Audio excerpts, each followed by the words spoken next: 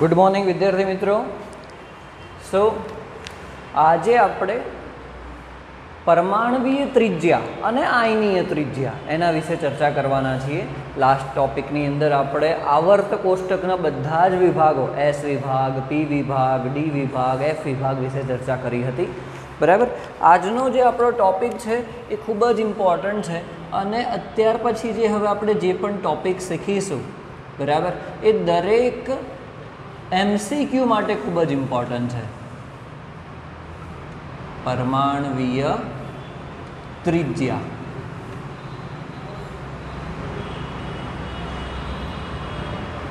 Okay, तो actually त्रिज्या शब्द साथे तो तमे खूब ज नाना धोरण में तो त्यारथी तमारे संबंध है कि त्रिज्या ए कोनी आपणे मापता होईए छीए, वर्तुळनी, बराबर। वर्तुळनी आपणे त्रिज्या मापता होईए छे। तो एक्चुअली कई रीते मापता होईए छीए, तो वर्तुळ आपणे लईए, कोई पण ड्रॉ करीए, बराबर। तो एना केंद्रथी एनी सपाटी सुधीनुं अंतर, वर्तुळनी जे सपाटी होय, बराबर, बाह्यतम, ए सपाटी सुधीनुं अंतर एने आपणे शुं कहेता हता? त्रिज्या कहता हता, बराबर। तो परमाणवीय त्रिज्या, तो परमाणुनो आकार पण आपणे शुं नक्की करेलो छे? वर्तुळाकार नक्की करेलो छे, बराबर। परंतु तमे याद करो कि आपणे ज्यारे कक्षकोनो आकार नक्की करता हता, कक्षकोनो आकार बीजा चेप्टरनी अंदर, तो ए वखते आपणे साई स्क्वेर इलेक्ट्रॉन मळवानी संभावनाना आधारे, इलेक्ट्रॉन मळवानी संभावनाना आधारे नक्की करता हता, बराबर। तो आपणे शुं करता हता? फॉर एक्जाम्पल आपणे अक्ष लई लईए, एमां इलेक्ट्रॉन मळवानी संभावना आ रीते छे। तो इलेक्ट्रॉन मळवानी संभावना, हवे एमां जे सौथी वधु घनता धरावतो भाग होय, बराबर, एमां शुं करता हता? आपणे काल्पनिक एक बाउंड्री बनावता हता અને એનો જે આકાર બનતો હતો કાલ્પનિક, ઇમેજનરી બનાવતા હતા, એકચ્યુઅલી હોતો નથી પણ ઇમેજનરી બનાવતા હતા, બરાબર, અને આપણે એનો આકાર નક્કી કરતા હતા। હવે અહીંયા શું થશે?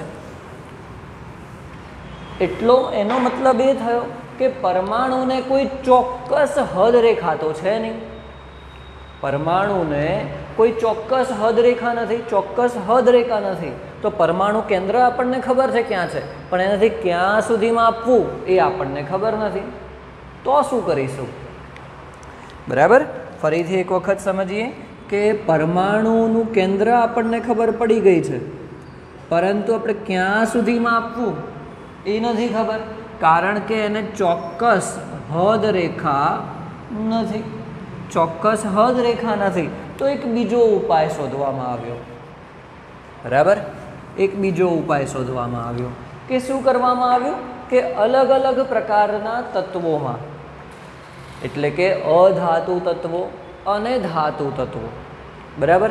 आपणे आवर्त कोष्टकमां जोई गया छे कि अधातु तत्वो छे, धातु तत्वो छे, अर्धधातु तत्वो छे, परंतु अर्धधातु तत्वो અને ધાતુ તત્વોને એકમાં જ લેવામાં આવ્યા છે અને અધાતુ તત્વોને એકમાં લેવામાં આવ્યા છે। જનરલી અધાતુ તત્વો જેટલા પણ છે એ એકબીજા સાથે સહસંયોજક બંધ બનાવતા હોય છે, બરાબર। તો શું કરવામાં આવ્યું કે એક આ પરમાણુ કેન્દ્ર છે અને આ એક આપણે લઈ લઈએ एनी बाह्यतम कक्षा, बराबर। हवे बीजी बाह्यतम कक्षा एने बराबर अडकीने रहे ए ज रीते परमाणु रहेलो होय। तो आ बे परमाणुओ वच्चेना केंद्रना सरेराश अंतरने शुं मापवामां आव्युं? केंद्रनुं सरेराश अंतर, एटले के बे छे एटले केंद्रनुं अंतर जे पण थाय एना भाग्या आपणे बे कर दईए। शुं कर दईए? केंद्रनुं अंतर, बे केंद्र वच्चेनुं अंतर ए जे पण थाय एना भाग्या आपणे बे करी दईए, तो शुं मळशे? आपणने परमाणवीय त्रिज्या मळशे। बराबर। परंतु आ क्यारे नक्की करवामां आव्युं छे के सहसंयोजक बंध बनावता होय एवा परमाणुओ वच्चे। આપણે એનું એક એક્ઝામ્પલ લઈએ અને સમજીએ।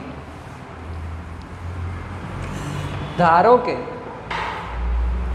તમે યાદ કરો કે ક્લોરીનને આપણે લખવો હોય તો આપણે Cl2 સ્વરૂપે લખીએ છીએ। ક્લોરીન વાયુ છે એને Cl2 સ્વરૂપે લખીએ છીએ।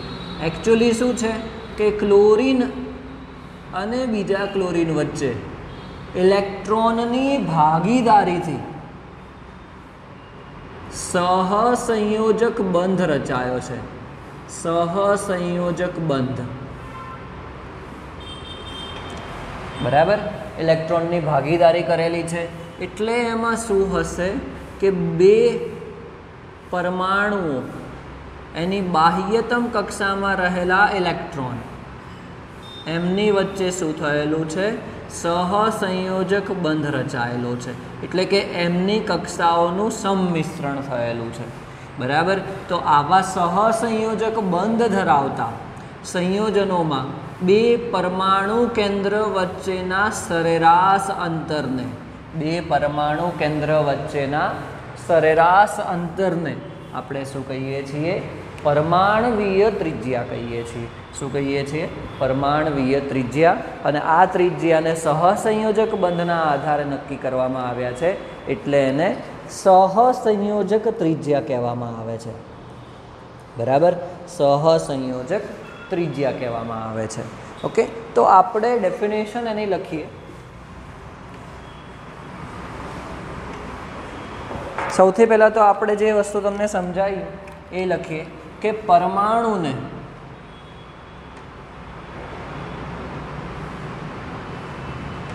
કોઈ નિશ્ચિત હદ રેખા હોતી નથી। પરમાણુને કોઈ નિશ્ચિત હદ રેખા હોતી નથી। આથી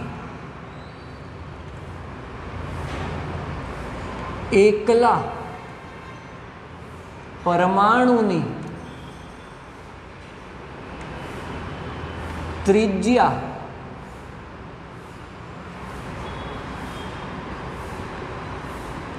ચોકસાઈપૂર્વક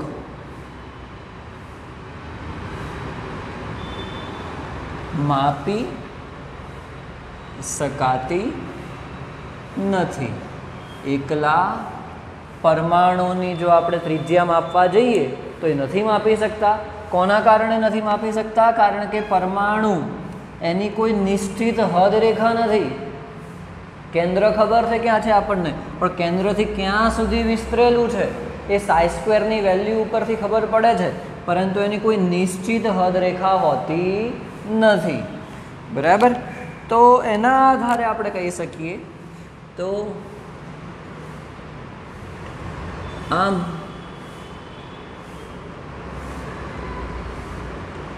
પરમાણવીય ત્રિજ્યા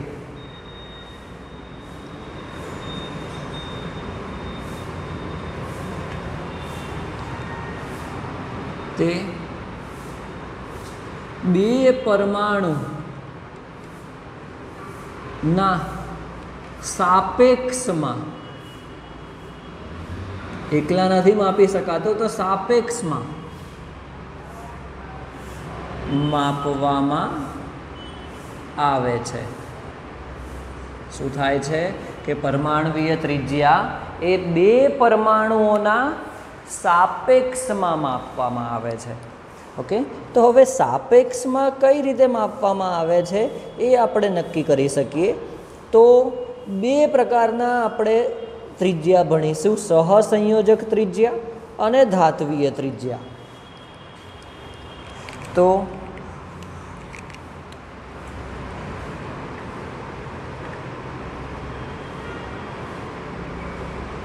અધાતુ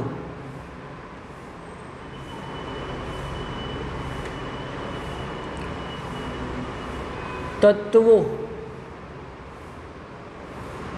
ની ત્રિજ્યાને સહસંયોજક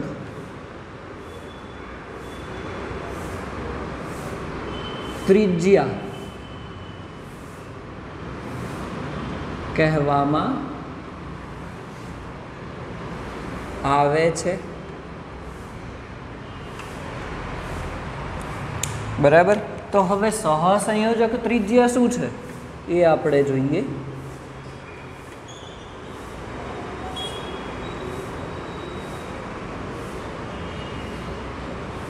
તો અહીંયા ઉપર આપણે સૌથી પહેલાં તો એવું લખ્યું કે પરમાણવીય ત્રિજ્યા એ બે પરમાણુઓના સાપેક્ષમાં માપવામાં આવે છે.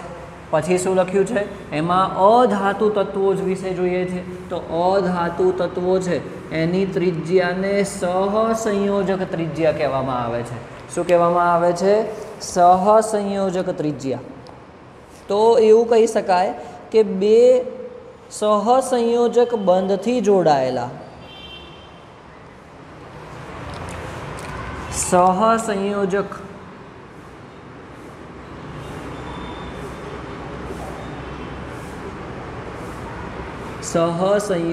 બંધ.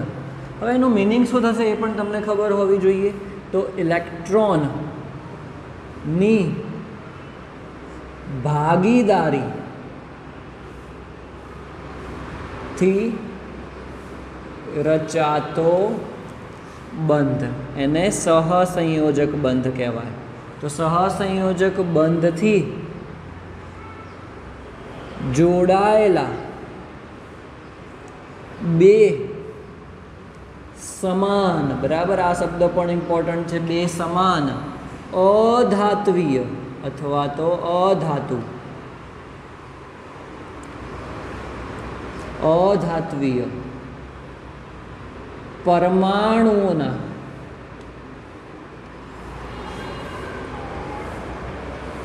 કેન્દ્ર વચ્ચેના સરેરાશ અંતરને સહસંયોજક ત્રિજ્યા કહેવાય. તેને શું કહેવાય? સહસંયોજક ત્રિજ્યા કહેવાય. કે સહસંયોજક બંધ એટલે કે ઇલેક્ટ્રોનની ભાગીદારીથી રચાતો બંધ. એનાથી જોડાયેલા બે સમાન અધાત્વીય પરમાણુઓ વચ્ચેના સરેરાશ અંતરને સહસંયોજક ત્રિજ્યા કહેવાય. બરાબર. તો કઈ રીતે નક્કી કરીશું? દાખલા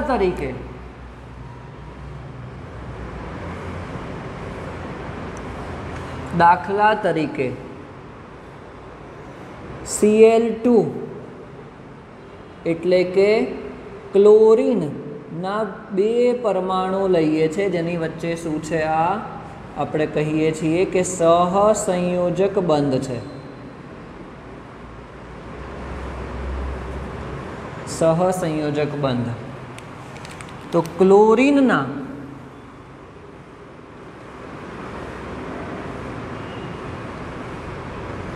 બે પરમાણુ કેન્દ્ર વચ્ચેનું અંતર 198 પિકોમીટર છે. બરાબર. એટલે કે આ જે અંતર છે એ કેટલું છે? 198 પિકોમીટર. બે પરમાણુ કેન્દ્ર વચ્ચેનું અંતર 198 પિકોમીટર છે. તો પછી એની ત્રિજ્યા કેટલી થઈ જશે? સરેરાશ માપવું હોય તો બેનું સરેરાશ શું થશે? 198 ભાગ્યા 2. તો કેટલા થઈ જશે? 99 પિકોમીટર.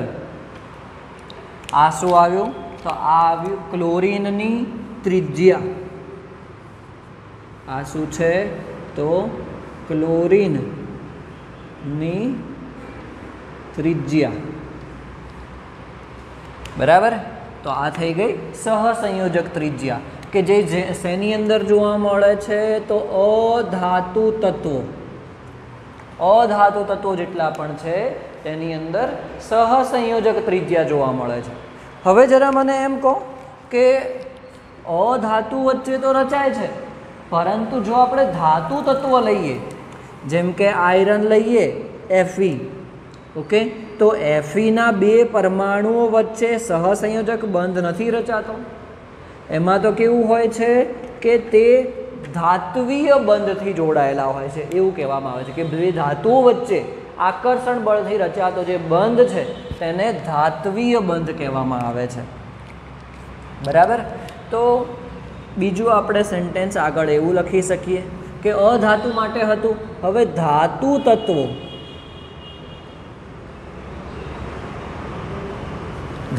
તત્વોની ત્રિજ્યાને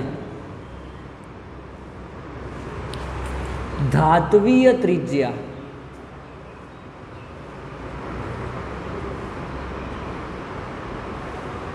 કહેવામાં આવે છે.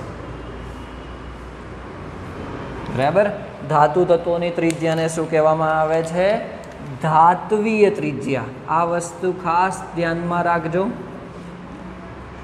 ધાતુ તત્વોની ત્રિજ્યાને ધાત્વીય ત્રિજ્યા કહેવામાં આવે છે. બરાબર. તો હવે ધાત્વીય ત્રિજ્યાનું મૂલ્ય પણ એ જ રીતે નક્કી કરવામાં આવે છે. બરાબર, કે ધાતુ તત્વોના સ્ફટિક આપણને મળશે. બરાબર. તો જો અહીંયા આપણે હવે હેડિંગ મારીને લખવું હોય કે ધાત્વીય ત્રિજ્યા,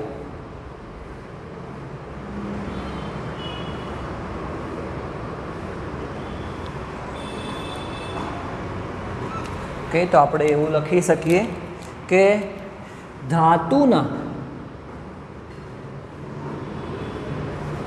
સ્ફટિકમાં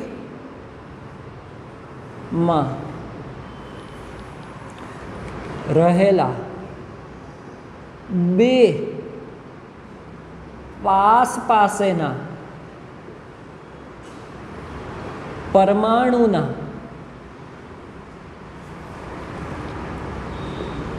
કેન્દ્ર વચ્ચેના સરેરાશ અંતરને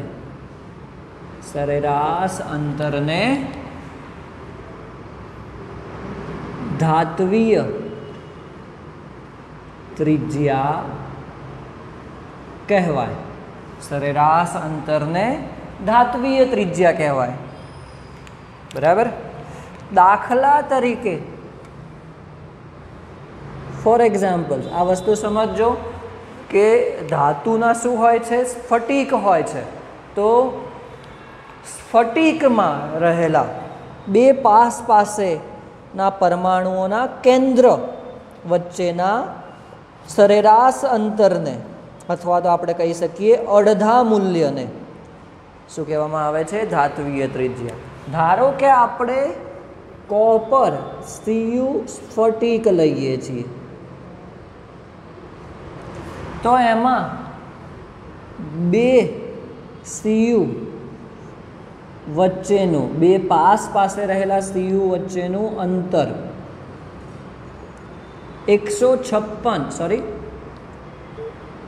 256 પિકોમીટર છે. બરાબર. તો એની ત્રિજ્યા શું થઈ જશે? એનું અડધું 128 પિકોમીટર. ત્રિજ્યા શું થઈ જશે? એના કરતાં અડધી થઈ જશે, 128 પિકોમીટર. બરાબર, કોપરની. તો આ શું થઈ ગયું? ધાત્વીય ત્રિજ્યા થઈ ગયું. શેના માટે? ધાતુ તત્વો માટે. ઉપર આપણે જે શીખ્યા સહસંયોજક ત્રિજ્યા, જે શેના માટે હતી? અધાતુ તત્વો માટે. તો એકચ્યુઅલી બંનેમાં આપણે કરી છે તો વસ્તુ સેમ જ. અહીંયા સહસંયોજક બંધ હતો, અહીંયા ધાત્વીય બંધ હતો. બે પરમાણુ કેન્દ્રના સરેરાશ અંતરને જ કીધું છે. બરાબર. તો આપણે એવું જ લખી શકાય કે અહીંયા કે આમ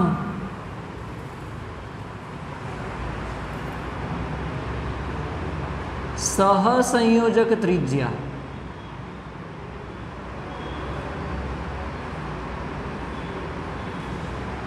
અને ધાત્વીય ત્રિજ્યા ને પરમાણવીય ત્રિજ્યા કહેવામાં આવે છે. તેને આપણે ધાત્વીય ત્રિજ્યા કહીશું. સિમ્પલ છે, બરાબર. સોરી, પરમાણવીય ત્રિજ્યા કહીશું, જે સહસંયોજક ત્રિજ્યા છે. ધાત્વીય ત્રિજ્યા છે જે એકચ્યુઅલી શું છે? પરમાણવીય ત્રિજ્યા જ છે, બરાબર. તો આપણને હવે ખબર પડી ગઈ કે પરમાણુ ત્રિજ્યા કોને કહેવામાં આવે છે, તેની ગણતરી કઈ રીતે કરવામાં આવે છે. હવે આપણે એને કોરિલેટ કરીશું આવર્ત કોષ્ટક માટે.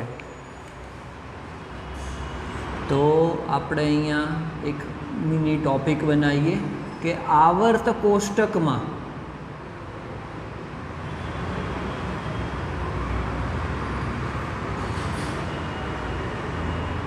આવર્ત કોષ્ટક માટે ક્વેશ્ચન હવે અહીંયાથી શરૂ થાય છે મેઇન, કે જે MCQમાં પૂછાતા હોય કે આવર્ત કોષ્ટકમાં કયા તત્વની ત્રિજ્યા વધારે હશે, કયા તત્વની ત્રિજ્યા ઓછી હશે, આવા ક્વેશ્ચન પૂછાય છે. ત્રિજ્યાનો ચડતો ક્રમ કયો હશે, ઉતરતો ક્રમ કયો હશે. તો સૌથી પહેલાં તો એક વસ્તુ આપણે વિચારીએ કે જેમ આકર્ષણ બળ વધારે હશે તેમ ત્રિજ્યા ઓછી હશે.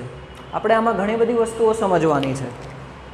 જેમ આકર્ષણ બળ વધારે હશે તેમ ત્રિજ્યા ઓછી હશે, પણ એ આપણે એકચ્યુઅલી તમને તરત ખબર નહીં પડે. એક આપણે એક્ઝામ્પલ લઈએ કોનું? ચુંબકનું, બરાબર. તો ચુંબક જો પ્રબળ હશે તો તેનું ચુંબકીય ક્ષેત્ર પણ પ્રબળ હશે, તો એ સરળતાથી ખેંચી લેશે કોઈ પણ લોખંડના ટુકડાને કે પછી કોઈ પણ ધાતુના ટુકડાને કે પાવડરને, બરાબર. તો આકર્ષણ બળ એનું પ્રબળ હશે તો તે વધારે નજીક ખેંચી શકશે, બરાબર. એવું જ કંઈક પરમાણુની અંદર હોય છે. તો પરમાણુ કેન્દ્ર કેવો છે? ધન વીજભારિત છે. પરમાણુ કેન્દ્ર કેવો છે? ધન વીજભારિત છે. ઇલેક્ટ્રોન કેવા છે? ઋણ વીજભારિત છે. તો પરમાણુ કેન્દ્રનો ભાર અને તેની કક્ષા એ બંને આધાર રાખશે, બરાબર. તો આપણે એને સમજવા માટે એક આવર્ત લઈ રહ્યા છીએ. સૌથી પહેલાં કે આવર્તમાં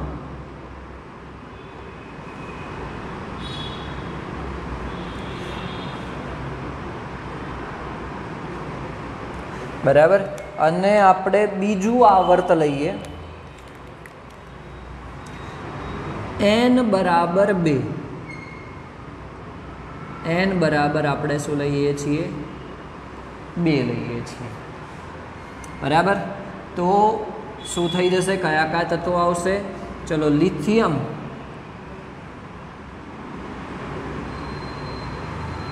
બેરેલિયમ, પછી કયું આવશે? Lithium, beryllium, carbon, sorry boron, carbon, nitrogen, oxygen, fluorine, બરાબર. 18મા સમૂહને આપણે અત્યારે નહીં ગણીએ, તમારે 17મા સમૂહ સુધી લેવાનું છે. આ n બરાબર 2 એટલે કે બીજા આવર્તના આપણે તત્વો લીધેલા છે. ઓકે. જો હવે આપણે એની ઇલેક્ટ્રોન રચના લખીએ, બરાબર, તો લિથિયમમાં શું થઈ જશે? બાહ્યતમ કક્ષામાં 2s1 હશે. અહીંયા બાહ્યતમ કક્ષામાં શું હશે? 2s2 હશે. અહીંયા બાહ્યતમ કક્ષામાં શું હશે? 2s2, 2p1 હશે. અહીંયા બાહ્યતમ કક્ષામાં શું હશે? 2s2, 2p2, અહીંયા 2s2, 2p3. ઓક્સિજન માટે 2s2, 2p4 અને ફ્લોરિન માટે 2s2, 2p5, બરાબર. બાહ્યતમ કક્ષા એટલે કે તમારો છેલ્લો n જે પણ હોય એને એની બાહ્યતમ કક્ષા કહેવામાં આવે, બરાબર. તો જો હવે મારે એને આકૃતિ દોરીને બતાવવું હોય તો આ પહેલી કક્ષા થશે. અહીંયા કહી દઈએ કે આ બીજી કક્ષા છે, બરાબર. n બરાબર શું છે? આ 1 છે. n બરાબર શું છે? આ 2 છે. તો એકચ્યુઅલી આ બધા જ તત્વો એ n બરાબર 2 માંથી પૂરા જ થઈ જાય છે છેક સુધી. n બરાબર 2 માં લિથિયમ માટે જોવા જઈએ તો શું હશે કે 1s માં 2 ઇલેક્ટ્રોન હશે અને 2s માં 1 જ છે. ચલો બેરેલિયમ માટે 2s માં 2 છે, n બરાબર 2 માં જ છે. અહીંયા કઈ કઈ કક્ષા હશે? 2s અને 2p કક્ષા હશે અને પહેલામાં ખાલી 1s કક્ષા હશે. ચલો કાર્બન માટે 4 ઇલેક્ટ્રોન થઈ જશે, નાઇટ્રોજન માટે 5 થઈ જશે, ઓક્સિજન માટે 6 થઈ જશે અને ફ્લોરિન માટે 7 થઈ જશે. એટલે તમે જુઓ કક્ષા ક્રમાંક નથી બદલાતો, એનો કક્ષા ક્રમાંક બદલાતો નથી, n બરાબર 2 જ રહે છે. પણ શું થાય છે? એ કક્ષામાં ઇલેક્ટ્રોનની સંખ્યા વધતી જાય છે. એનો કક્ષા ક્રમાંક બદલાતો નથી, તેની સાથે સાથે તે કક્ષામાં ઇલેક્ટ્રોનની સંખ્યા વધતી જાય છે. હવે ઇલેક્ટ્રોનની સંખ્યા વધતી ગઈ, બરાબર. એની સામે પ્રોટોનની સંખ્યા પણ કેન્દ્રમાં વધતી જ જાય છે.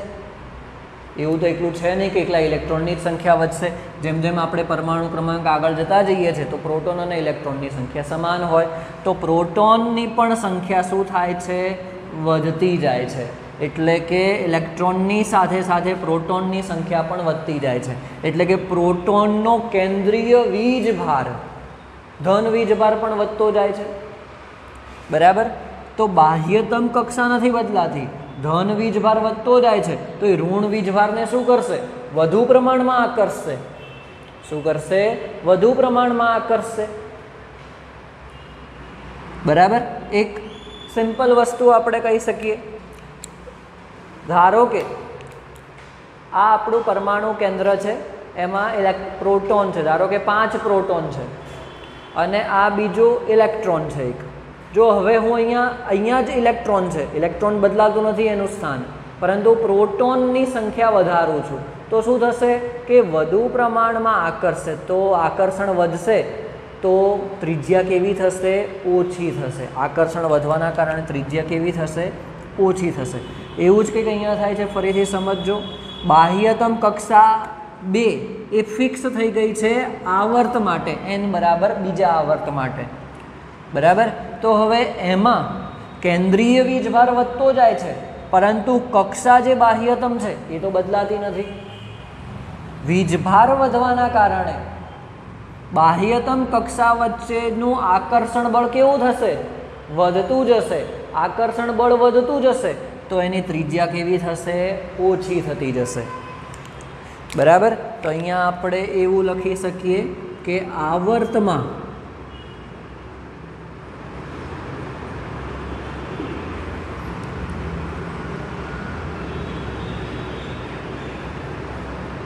ડાબી બાજુથી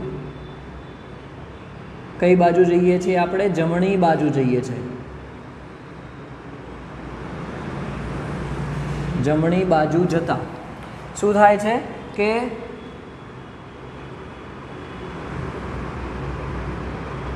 પરમાણુ કેન્દ્ર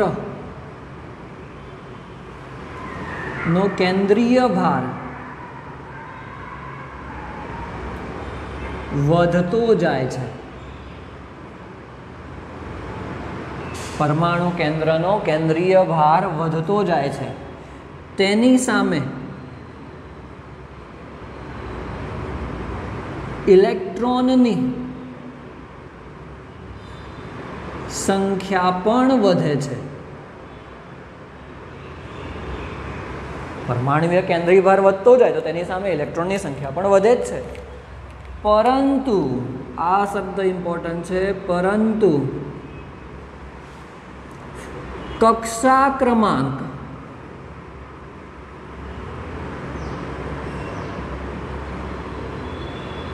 બદલાતો નથી.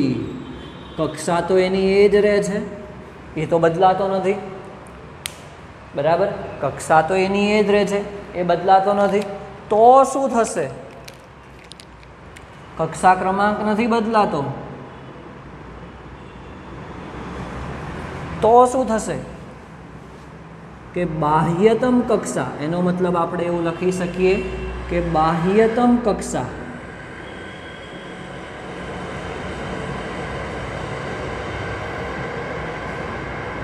અચળ રહે છે, એ બદલાતી નથી. બરાબર, તો કેન્દ્રનું આકર્ષણ ઇલેક્ટ્રોન પ્રત્યે વધશે. કેન્દ્રનું આકર્ષણ બળ વધશે ઇલેક્ટ્રોન પ્રત્યેનું, તો પછી શું થશે? ત્રિજ્યા ઘટશે. શું થશે? ત્રિજ્યા ઘટશે. આ વસ્તુ તમારે સમજવાની છે. ફરી એક વખત આપણે સમજીએ કે પરમાણવીય આપણે કેન્દ્ર લઈ રહ્યા છીએ. શું લઈ રહ્યા છે? પરમાણવીય કેન્દ્ર. તો ડાબી બાજુથી જમણી બાજુ તરફ જઈએ. આપણે બીજો આવર્ત લીધો છે ફરી એક વખત, lithium, beryllium, boron, carbon, nitrogen, oxygen, fluorine. તો ડાબી બાજુથી આવર્ત કોષ્ટકમાં જમણી બાજુ જઈએ તેમ જુઓ કે n બરાબર 2 એટલે કે બીજો આવર્ત, બીજી કક્ષા, તો એ નથી બદલાતી. બધામાં n બરાબર 2 જ છે, 3 નથી આવી જતો કે 4 નથી આવી જતો. બરાબર, એટલે કે બાહ્યતમ કક્ષા ક્રમાંક એ બદલાતો નથી. એની સામે કેન્દ્રીય ધન વીજભાર વધે છે અને ઇલેક્ટ્રોનની સંખ્યા પણ વધે છે. એકચ્યુઅલી ઉલટું પણ કહી શકીએ, ઇલેક્ટ્રોન પણ ઋણ વીજભારિત છે, એ પણ કેન્દ્રને આકર્ષે. તો બંને બાજુ શું થાય છે? ધન વીજભાર અને ઋણ વીજભાર વધતો જાય છે. બંને બાજુ ધન વીજભાર અને ઋણ વીજભાર વધતો જાય છે, પરંતુ અંતર નથી બદલાતું. અંતર બદલાતું નથી. ફોર એક્ઝામ્પલ આપણે અહીંયા લઈએ કે આ એક ધન વીજભાર છે, આ એક ઋણ વીજભાર છે, અંતર સમાન છે, કંઈક આકર્ષણ બળ છે એવું માની લઈએ અને આટલું અંતર છે. હવે શું કરીએ છીએ કે ધન વીજભાર વધ્યો અને એની સામે ઋણ વીજભાર પણ વધ્યો. અંતર હજી સમાન જ હતું પહેલાં, પરંતુ ધન વીજભાર પણ વધ્યો અને ઋણ વીજભાર પણ વધ્યો. તો શું થશે? આકર્ષણ બળ વધશે. આકર્ષણ બળ વધશે તો અંતર કેવું થશે? ઓછું થઈ જશે. બરાબર, આ વસ્તુ મગજમાં બેસી જવી જોઈએ તમારે. તો એના ઉપરથી આપણે ફાઇનલી એવું ડિસાઇડ કરી શકીએ કે પરમાણવીય કેન્દ્રમાં ધન વીજભાર વધતો જાય છે, એની સાથે સાથે બાહ્યતમ કક્ષા ક્રમાંક બદલાતો નથી. ઇલેક્ટ્રોનની સંખ્યા વધે છે પરંતુ કક્ષા ક્રમાંક બદલાતો નથી, એટલે કે બાહ્યતમ કક્ષા અચળ રહે છે. તો એના કારણે કેન્દ્રનું આકર્ષણ બળ, કોના પ્રત્યેનું? ઇલેક્ટ્રોન પ્રત્યેનું, એ વધતું જશે. વધતું જશે તો ત્રિજ્યા શું થશે? ઘટશે. તો આના ઉપરથી એક ફાઇનલ આપણે વસ્તુ લખી શકીએ કે આવર્તમાં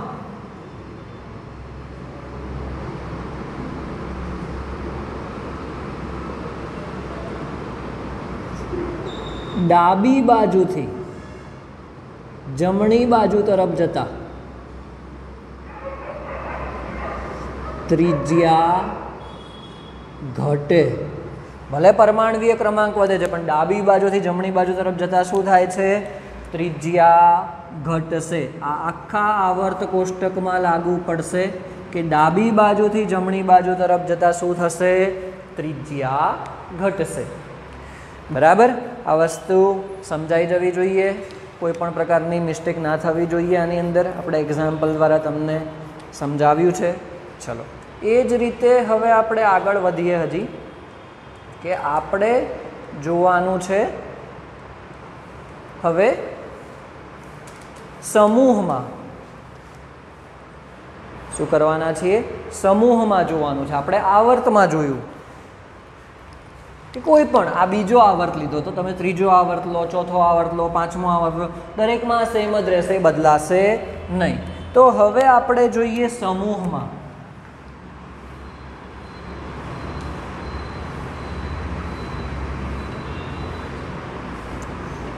तो સૌથી સિમ્પલ આપણે પહેલો સમૂહ જ લઈ લઈએ સમજવા માટે.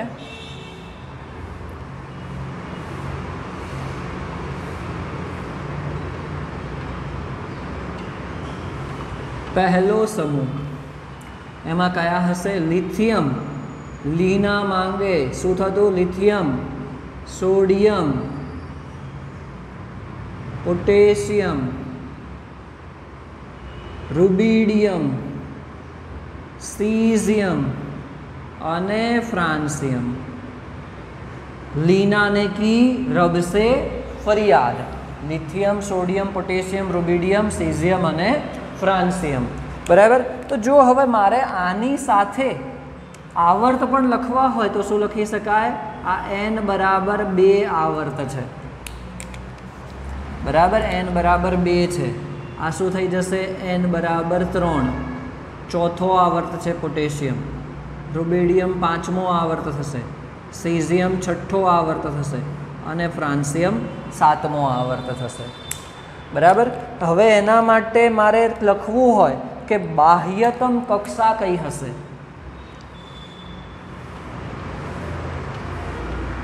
बाह्यतम कक्षा क्रमांक मारे लखवो छे. बाह्यतम कक्षा क्रमांक तो n बराबर 2 है. आ आवर्त शू बतावशे? बाह्यतम कक्षा क्रमांक बतावशे. तो बाह्यतम कक्षा कई है? 2 है. बाह्यतम कक्षा क्रमांक कयो छे? 3 है.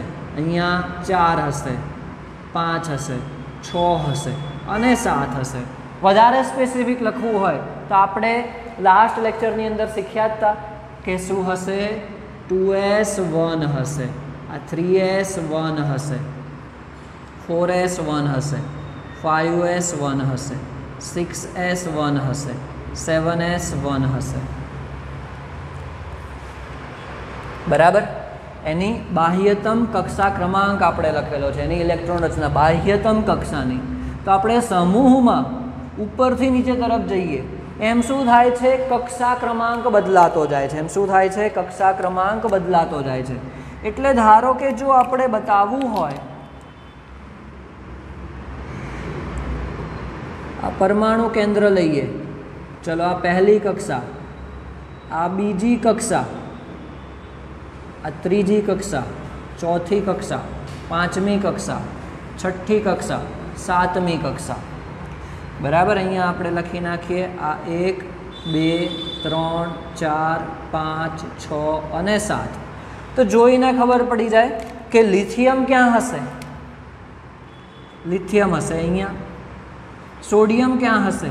एनी बाह्यतम कक्षा ज लखूँ छूँ हूँ केम के n बराबर 3 3 में हशे. पोटेशियम n बराबर 4 में हशे. रुबिडियम 5 में. सीजियम लास्ट 6 है અને फ्रांसियम 7 થઈ ગયું. बराबर. तो हवे तमने आइडिया आई गयो हशे कि शुं थतुं हशे समूहमां उपरथी नीचे तरफ जईए. शुं थतुं हशे? त्रिज्या वधशे. बराबर. त्रिज्या वधशे. तो जो आपणे लखवुं होय तो आपणे एवुं लखी सकीए अहींया के समूह में ऊपर थी नीचे तरफ जता, समूह में ऊपर थी नीचे तरफ जता बाह्यतम कक्षा क्रमांक वधे छे. बाह्यतम कक्षा क्रमांक वधे छे. हवे बाह्यतम कक्षा क्रमांक वधशे तो शुं थशे? केंद्रनु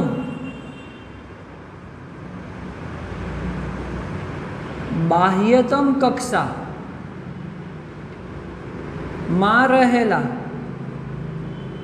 इलेक्ट्रॉन प्रत्येनु आकर्षण बल घटशे. आकर्षण बल शुं थशे? ઘટશે. તો ફાઇનલી આપણે શું લખી શકીએ? વધશે. ત્રિજ્યા શું થશે? આકર્ષણ બળ ઘટે, કક્ષા ક્રમાંક વધે છે એટલે ઓલરેડી પરમાણુ કેન્દ્રથી બાહ્યતમ કક્ષા ક્યાં જાય છે? દૂર જાય છે. તો ત્રિજ્યા શું થશે? વધશે. તો દરેક વખતે સમૂહમાં એવું થશે, બરાબર. તો આપણે એવું લખી શકીએ, સમૂહમાં ઉપરથી નીચે તરફ જતા શું થાય છે? પરમાણવીય ત્રિજ્યા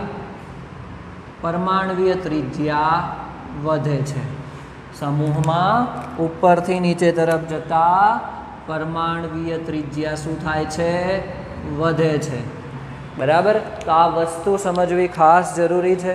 તમને જે સમજાઈ એ પ્રમાણે કે આવર્તમાં ડાબી બાજુથી જમણી બાજુ તરફ જતા પરમાણવીય ત્રિજ્યા ઘટશે. એનું રીઝન આપણે અહીંયા જોયું હતું, ઉદાહરણ દ્વારા સમજ્યા હતા કે કક્ષા ક્રમાંક બદલાતો નથી, એ સામે કેન્દ્રીય ભાર વધતો જાય છે, તો ઇલેક્ટ્રોન પ્રત્યેનું આકર્ષણ બળ વધશે તો ત્રિજ્યા ઘટશે. પરંતુ અહીંયા શું થશે કે સમૂહમાં ઉપરથી નીચે તરફ જઈએ એમ બાહ્યતમ કક્ષા ક્રમાંક વધતો જાય છે.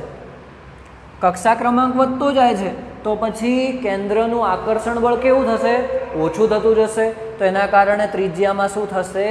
વધારો જશે. આકર્ષણ બળ ઓછું તો ત્રિજ્યા વધારે, આકર્ષણ બળ વધારે તો ત્રિજ્યા ઓછી. તો આ ખાસ ધ્યાન રાખવાનું છે. આ મોસ્ટ આઈએમપી લાઈન છે કે આવર્તમાં ડાબી બાજુથી જમણી બાજુ તરફ જતા ત્રિજ્યા ઘટશે અને સમૂહમાં ઉપરથી નીચે તરફ જતા ત્રિજ્યા વધશે, બરાબર. તો આપણો આ પરમાણવીય ત્રિજ્યાનો ટોપિક અહીંયા પૂરો થયો. નેક્સ્ટ લેક્ચરમાં આપણે આયનીય ત્રિજ્યા વિશે ચર્ચા કરીશું.